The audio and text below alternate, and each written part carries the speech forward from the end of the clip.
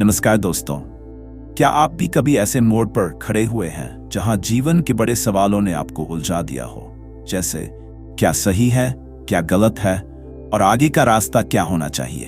भगवद गीता के पहले 2 अध्यायों में ऐसे ही सवालों के जवाब छुपे हैं। आज हम अर्जुन विषाद योग और सांख्य योग से कुछ ऐसी व्यावहारिक बातें जानेंगे जो हमारे जीवन को सरल और सार्थक बना सकती हैं।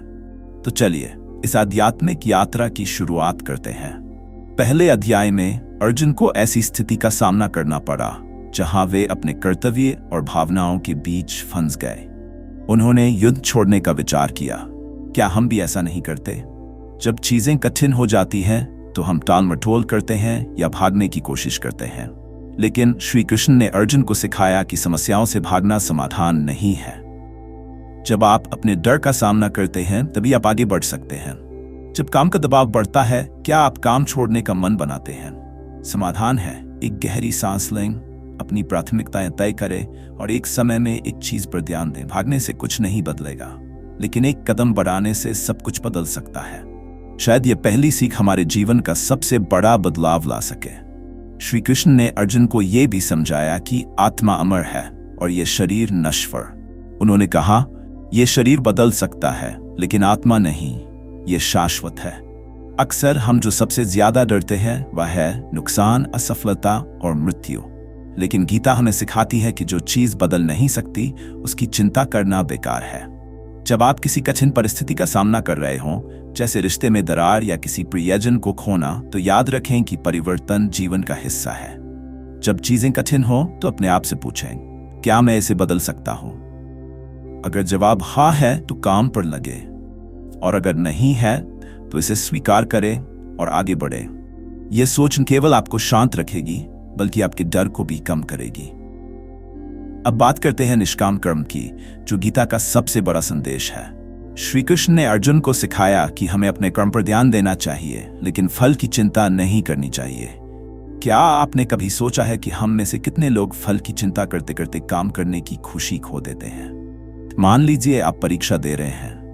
अगर आप सिर्फ परिणाम के बारे में सोचते रहेंगे तो पढ़ाई में आपका ध्यान नहीं लगेगा। इसके बजाय हर दिन 2 घंटे की पढ़ाई को एक अभी का लक्ष्य माने। छोटे छोटे प्रयास जोड़कर बड़े परिणाम मिलते हैं। इसी तरह अगर आप जिम में वजन घटाने का लक्ष्य लेकर जाते हैं तो हर दिन का व्यायाम आपके लिए एक छोटा लक्ष्य होना चाहिए। परिणाम अपने आप आएगा। ये दृष्टिकोण न केवल तनाव कम करेगा बल्कि आपको अपने काम में अधिक आनंद दिलाएगा। श्री कृष्ण ने अर्जुन को यह भी सिखाया कि भावनात्मक स्थिरता जीवन का सबसे बड़ा हथियार है। उन्होंने कहा, सुख और दुख दोनों को समान रूप से स्वीकार करें। क्या यह आसान है? नहीं, लेकिन अगर इसे सीख लिया जाए तो यह आपके जीवन का सबसे बड़ा हथियार बन सकता है। जब आपको प्रमोशन मिले तो खुद को ज्यादा ऊंचा मत समझें। जब आपको आलोचना मिले तो इससे खुद को नीचा मत समझें। हर दिन अपने दिन का लेखा जोखा करें और अपने आप से पूछें, क्या मैंने आज सुख और दुख को समान रूप से स्वीकार किया?